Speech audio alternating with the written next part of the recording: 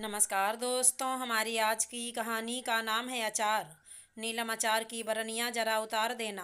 प्रीति और रेनू आ रही हैं। उन्होंने खास अचार की मांग की है।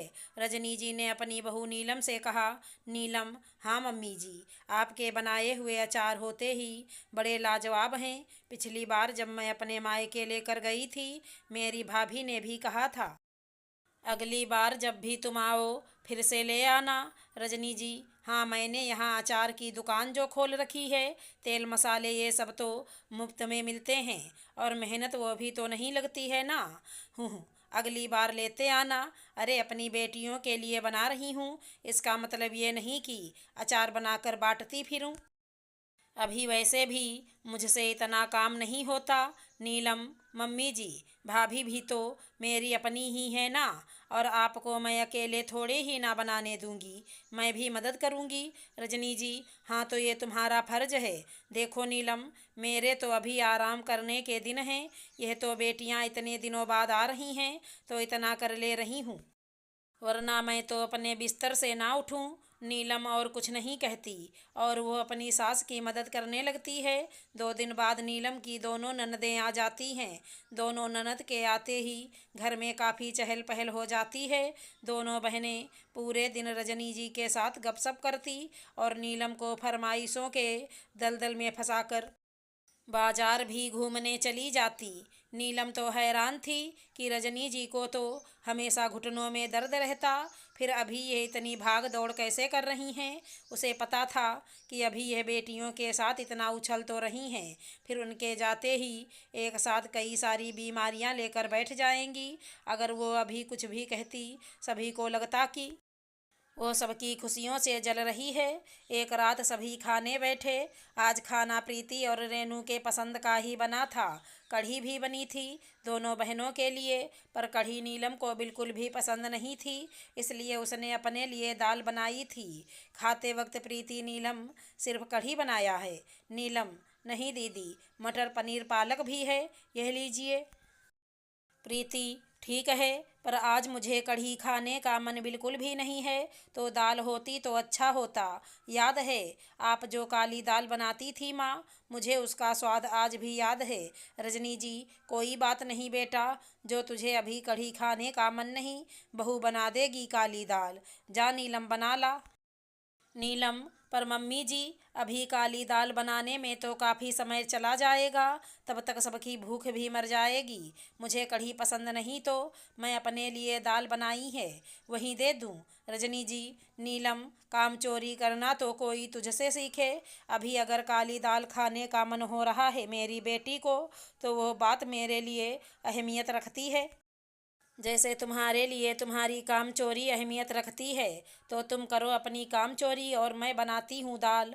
तभी वहाँ बैठे नीलम के पति और रजनी जी का बेटा मनोज कहता है, ये क्या कह रही हो माँ, 10 बज रहे हैं, अभी कब दाल बनेगी और कब खाओगे आप लोग? ठीक ही तो कह रही है नीलम, जो है उसी को खा लें दीदी, कल बन जाएगी काली दाल। और क्या रेनू, वाह माँ, नीलम तो कितनी लकी है जो उसे मेरे भाई जैसा पति मिला है।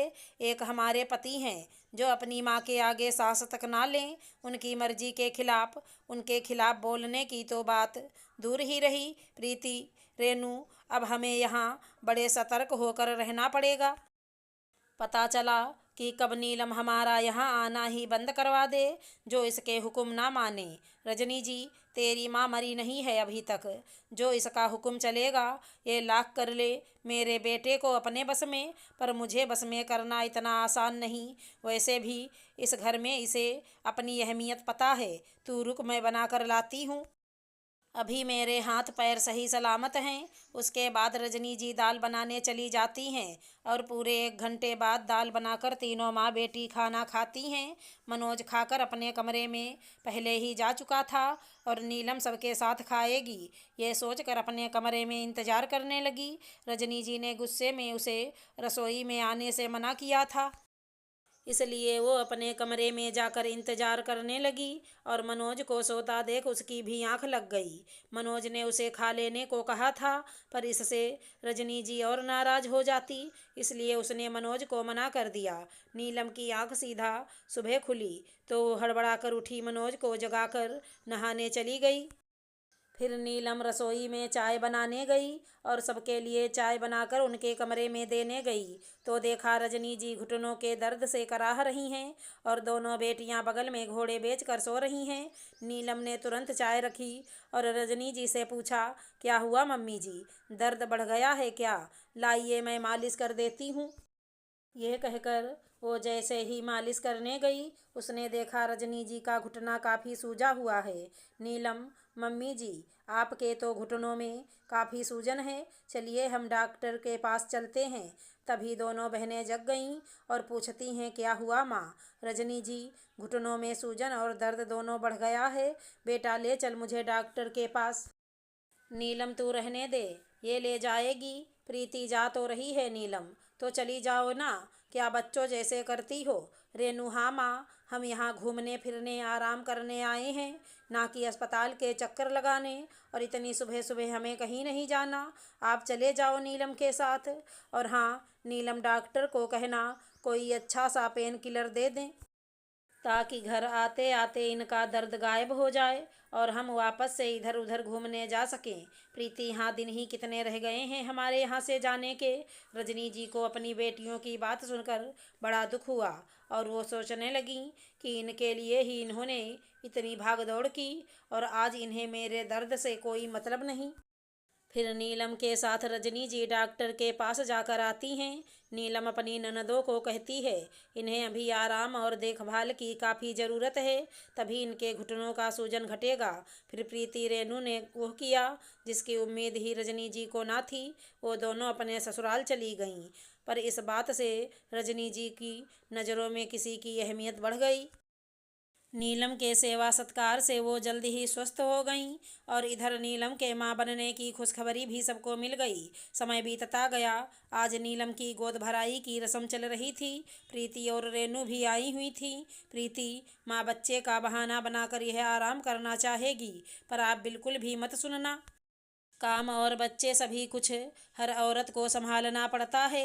रेनू, हाँ, अपने सेहत का ध्यान रखना, इसके चक्कर में आप बीमार मत पड़ जाना। जब से आए हैं हम बस देख रहे हैं, आप इसकी खातिरदारी में लगी हो। रजनी जी, तुम दोनों अपना ज्ञान अपने पास रखो, तुम दोनों के बच्चे भी तो यहीं हुए हैं ना मेरे पास।